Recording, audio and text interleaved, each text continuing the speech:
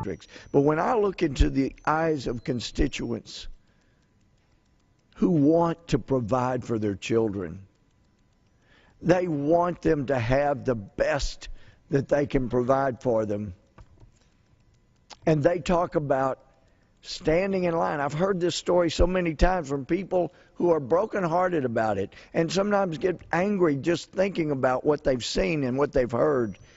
But standing in line at a grocery store behind people with a food stamp card, and they look in their basket, as one individual said, I love crab legs. Snow, the big king crab legs. I love those. But we hadn't been able to have them in our house, and who knows when.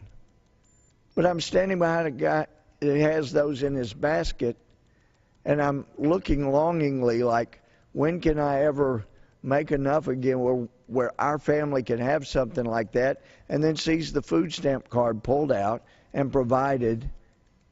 He looks at the king crab legs and looks at his ground meat and realizes because he does pay income tax, he doesn't get more back than he pays in. He is actually helping pay for the king crab legs when he can't pay for them for himself. And people across the aisle want to condemn anyone who is working and scraping and can't save any money and is trying to decide how in the world do we ever get ahead? Can we ever get ahead? They're cutting back my hours at work. We're doing the best we can.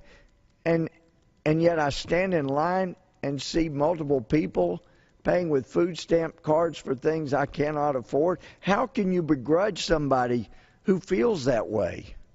How can you begrudge anyone who steps up on behalf of constituents who feel that way? We don't want anyone to go hungry. And from the amount of obesity in this country,